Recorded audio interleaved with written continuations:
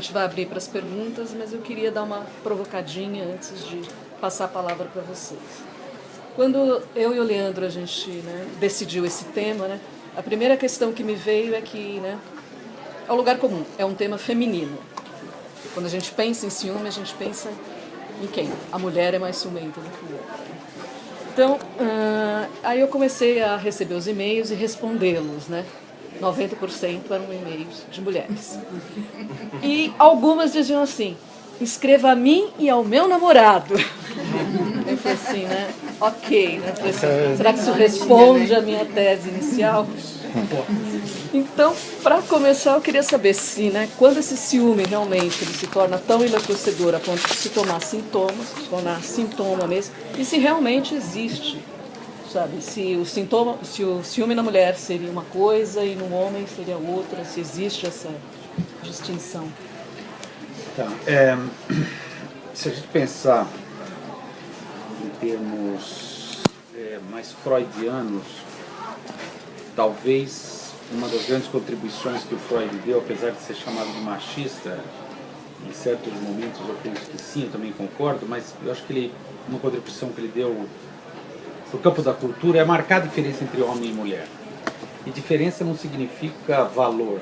Eu sou diferente não significa eu sou menos ou mais, sou diferente. E eu acho que essa questão, não apenas da saída do Édipo, mas principalmente do que Freud escreve sobre a diferenciação anatômica entre os sexos, eu acho que poderia nos ajudar a compreender um pouco. O Freud conceitua, vamos dizer assim, uma das partes da definição do eu como um corpo sexuado, ou seja, existe em determinado momento na vida do menininho ou da menininha a percepção de que existe uma coisa chamada falo, que na nossa cultura vamos dizer assim, endereçada ao órgão sexual masculino. Falo igual a pênis. Estou deixando bem claro nessa cultura, para a gente não generalizar criticamente a coisa, porque senão fica complicado. Mas, quem tem pênis é o ativo, é o dominante, supostamente, seria o homem.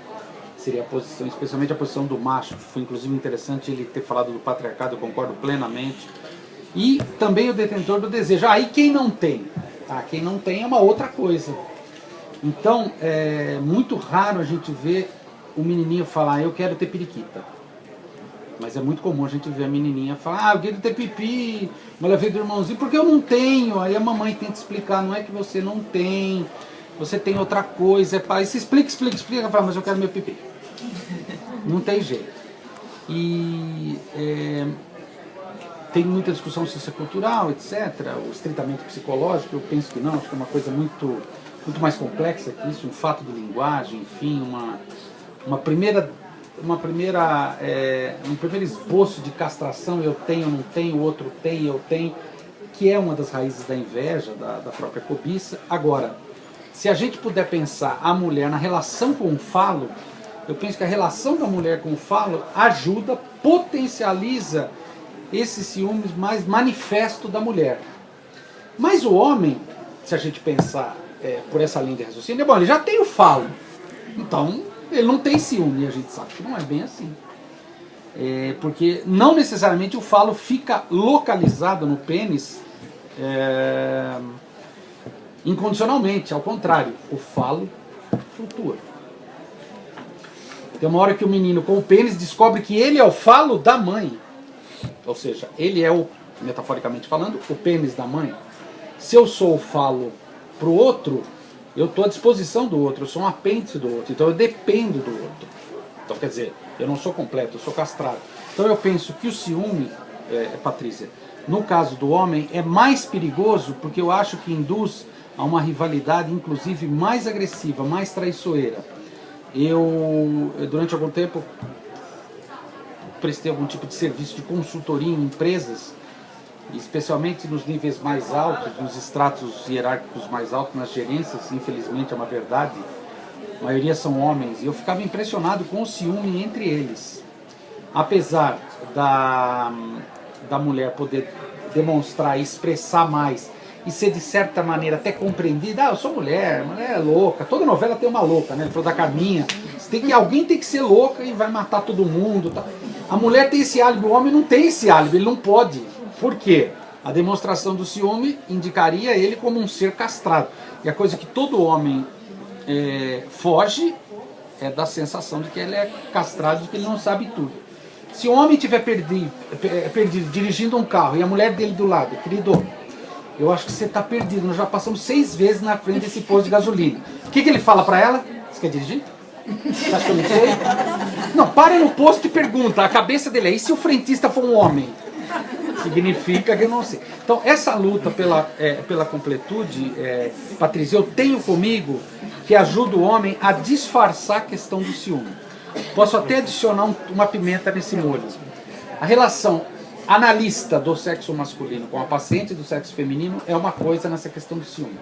A relação analista do sexo masculino com o paciente do sexo masculino é mais complicado, porque tem o amor transferencial idêntico e também tem o ciúme, que não pode ser expresso. Isso é muito interessante, fica recalcado, fica nessa dimensão aí meio mágica chamada inconsciente, mas que não fica parada lá, se manifesta. E ao se manifestar, tem um mal-estar tremendo. Eu sinto que a mulher, ela não se importa muito com os ataques de ciúmes. Ela fala: sou mulher, eu tenho esse álibi.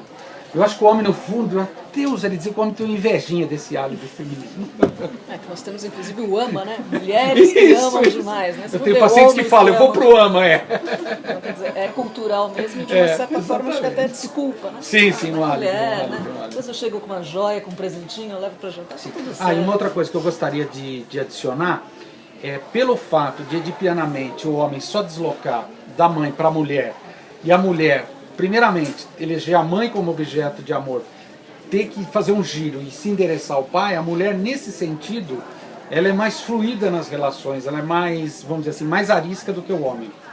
A gente pega uma menininha de 6 anos, é uma mini mulher, menina de 6 anos é um bebezão. Esses dias uma menininha falou: eu tô me sentindo solitária. Você tem 6 anos!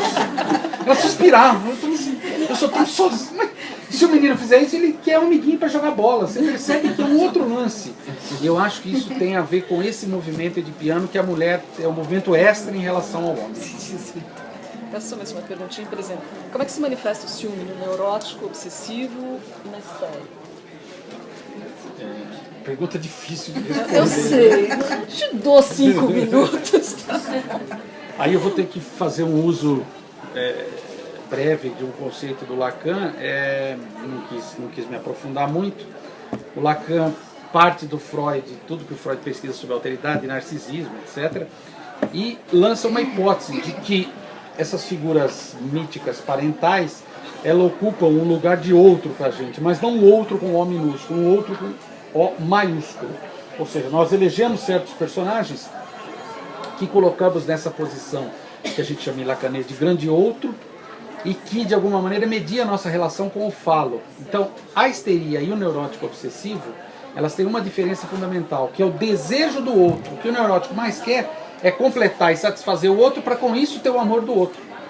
Quer seja sendo o falo para o outro, ou descobrindo: eu vou achar o falo para você. Então, o neurótico obsessivo, especialmente, eu penso que os homens estão mais no campo da neurose obsessiva, eles tendem a achar que eles vão conseguir completar o desejo da mulher. Eu atendi um cara, ele era muito rico, então ele dava BMW para a mulher, eu me recordo. Ele dava branca, ela falava: mas branca suja. Aí no outro ano ele falou: vou trocar seu carro. Eu dava vermelha, mas vermelha. Vermelha desvaloriza esse calor. Aí no outro ano ele dava uma preta. Não, mas preta eu quero blindar.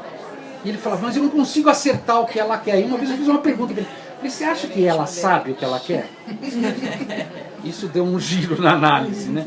Então eu penso que a questão do ciúme no neurótico obsessivo e na histérica está sempre endereçado ao desejo desse grande outro que ele, enfim, estou colocando a mulher no campo da histeria, elegeu como alvo, né? E a questão é: se a gente sente ciúme porque o outro deseja alguma outra coisa, mas pode ser que ele nem saiba o que ele deseja nesse terceiro. É muito comum quando a gente tem na nossa família, sei lá, vou pegar um exemplo bem interessante, assim, que é muito comum. Aí o tio largou da tia. O tio largou da tia, mas tem 60 anos, ele fugiu com a secretária. Aí você fala, depois de 2 anos, o tio vai voltar pra cá com a secretária. Todo mundo quer saber, mas como que é essa secretária? Aí tem um churrasco que vai o tio e a secretária, e a tia também vai, né? A hora que abre o portão, todo mundo quer saber como é a secretária. É sempre menos. Mas ele trocou a tia por essa mulher, né? Mas aí eu pergunto, mas você não sabe o que o tio vê nessa secretária? Pode ser que ele nem saiba também. Porque é tão íntimo e tão particular que, como o Jaime até falou, fagocitado por esse amor romântico, a gente acha que a resposta está no outro e que a gente vai acessar essa resposta no outro. Quem é analista pode garantir isso, gente. É super difícil, é da ordem do impossível. Jaime, queria que você tentasse fazer uma analogia, falando em discurso, em linguagem, né, de como se construiriam as narrativas na literatura e as narrações psicanalíticas, né, porque, na verdade, é tudo linguagem, tudo é historieta, tudo é discurso, né, guardado as devidas proporções. Né. Então, o que eu posso te responder com relação a essa questão, assim, de modo breve, para a gente poder passar para conversar com o grupo, seria o seguinte, que a narrativa, ela tem uma função importante do ponto de vista da expectativa geral, né, que é a de organizar a nossa experiência. Né. Paul Ricoeur, por exemplo, é um importante teórico da narrativa. Ele explica, resumindo muito, o seguinte, que o que a gente vive no dia a dia são episódios soltos. Assim, a gente tem momentos, a gente tem acontecimentos que vão se pondo, às vezes nós somos levados por circunstâncias, às vezes as coisas saem diferente do que a gente planeja e assim por diante. Então, se a gente não tivesse condição de organizar isso, a nossa vida seria inteiramente sem sentido, porque ela seria um acúmulo de fragmentos esparsos e possivelmente estanques, né? Então, eu passo meu dia, o que acontece? Eu faço um esforço de encontrar padrões, né? E dizer assim, por exemplo, hoje é um dia que eu estou com muito azar, né? Porque deu problema lá na secretaria do departamento, depois eu peguei o ônibus, aí peguei um engarrafamento, aí cheguei em casa e tinha esquecido de ir no supermercado, e aí tocou o telefone, era um problema grave. Então, assim, hoje eu tive azar. Quer dizer, eu acho um padrão ali, quando eu analiso o meu dia, digo assim, na verdade é algo comum, né, entre as várias coisas que eu vivi. Mas isso é uma invenção da minha cabeça, porque, de fato, tudo que aconteceu pode ter sido simplesmente uma série de casualidades que tem a ver com as circunstâncias, que tem a ver com os outros, e há uma imprevisibilidade. Eu não sei se esse dia vai se repetir assim amanhã, e nem tenho certeza de que o dia anterior foi parecido com isso, enfim. Mas a gente faz esse esforço constantemente, dizer sim, há uma organização, né? Então eu digo assim, eu sou uma pessoa muito calma, e eu fico lembrando dos momentos em que eu fui calmo, e eu esqueço dos momentos, ou deixo para lá, né, os momentos que eu não estou calmo, para poder dizer sim, eu sou uma pessoa calma. Então, a narrativa, ela tem a função justamente de estabelecer relações de causa e efeito, né? Dizer assim, eu fiz isto por causa do que aconteceu antes, eu vou fazer isso porque isso será importante com relação ao que já aconteceu antes, e aí quando acontece alguma coisa comigo eu tento dizer, foi porque eu fiz aquilo, né? Foi porque eu tomei essa decisão, não devia ter tomado aquela decisão. Nós temos uma enorme necessidade de fazer isso, e é justamente assim, para o Paul Ricoeur é muito claro, por exemplo, que eu preciso de alguém que me escute, né? Então, eu preciso de alguém que eu consiga elaborar esse discurso para poder me dar o retorno ali. A pessoa não precisa dizer nada, mas ela estando na minha frente, eu fico com a sensação que é verdade, né? Eu reparo, por exemplo, que hoje é muito comum o uso da palavra aí, né, nas conversas orais, que é um pouco a ver com a dificuldade justamente de fazer essa construção que o Paul Ricoeur está falando. Então a pessoa diz assim, aí eu peguei o ônibus, aí então eu fui para casa, aí eu liguei para ela, aí ela me disse, aí que há uma necessidade de amarrar, né, de modo forçado com esse recurso. Mas o aí é justamente a prova de que tudo na verdade é isolado, né? Que não é um porquê, não é em função disso, né? O aí é como se fosse uma espécie de corrente, né? Que você amarra tudo parecendo que há uma sequência lógica, quando provavelmente não há, né? Então, o que acontece? Quando você está no campo da psicanálise, né, quando você está na situação da sessão, o psicanalista ele pode fazer o esforço de pegar a sua fala e achar pontos de pequenas repetições ou de pequenos lapsos ou momentos meio inesperados da sua fala e vai dizer assim, aquilo ali que é importante, né? A pessoa que está contando a história não está consciente disso, mas eu estou e eu vou de algum modo apontar isso para ela. Quer dizer, nós estamos ali dizendo a nossa história, achando que ela faz muito sentido, mas na verdade o analista vai poder dizer, não é nada o que você está pensando, você está dizendo o contrário, na verdade, né? E o que você está dizendo é muito autodestrutivo, é uma autossabotagem, ou então você não tem noção do que você está querendo, como o Leandro acabou de falar.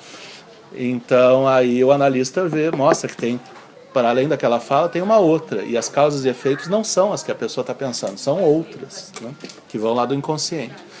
Então, na literatura, por exemplo, autores como Guimarães Rosa ou Clarice Lispector vão apresentar justamente histórias que têm fratura o tempo todo. Porque os personagens vão se dando conta que aquilo que eles achavam que era o sentido da vida deles não é mais, né? Paixão segundo GH é uma espécie de um choque após o outro. Porque tudo que a personagem pensava no início não faz sentido mais depois. Mas a nossa expectativa com relação a narrativas, com relação ao discurso narrativo é essa, é de dar uma ordem. E ela só é tão importante para nós porque a ordem é construção nossa, ela não é dada pela natureza, não é dada pelos eventos. Gente, agora é vocês. Eu queria fazer uma pergunta pro Leandro. Não sei se vai dar para compreender meu raciocínio, porque sábado de manhã, enfim. Somos mulheres, fica tranquilo. Enfim, a mulher, geralmente, quando ela tem o desejo de engravidar, não tô generalizando, mas... o que você quer? Eu quero um menino. Aí eu fico pensando se é pelo fato de eu sou mulher, mas eu tenho um pênis também. E se é esse ciúme do homem que ela tem. Você tem um pênis, mas agora eu também tenho. Eu fiz um. E eu queria entender um pouquinho se é esse ciúme. A resposta mais honesta seria simplesmente sim, mas eu vou me sentir culpado se eu falar só sim. Então eu vou falar um monte de coisa aqui, mas é sim. É o que a prática clínica me demonstra. A relação de uma mãe com um filho não é igual com uma filha. A relação de um pai com um filho não é igual com uma filha. Não adianta, não é igual. E eu acho que essas hipóteses freudianas sobre a questão anatômica, sobre a questão do falo, eu vejo se comprovar muito clinicamente. Mas, por outro lado, também tenho uma boa dose de realismo, como disse o Jarvis, também pode ser uma narrativa de psicanalista, ele só lembra do que confirma a teoria, né? O que eu sinto é o seguinte, eu tenho muita humildade para dizer isso. Eu já perdi a ilusão de querer entender o que as mulheres querem. Se o Freud, que era um gênio, não entendeu, Mas algumas coisas me chamam a atenção nas mulheres. Eu aprendi a respeitar as mulheres.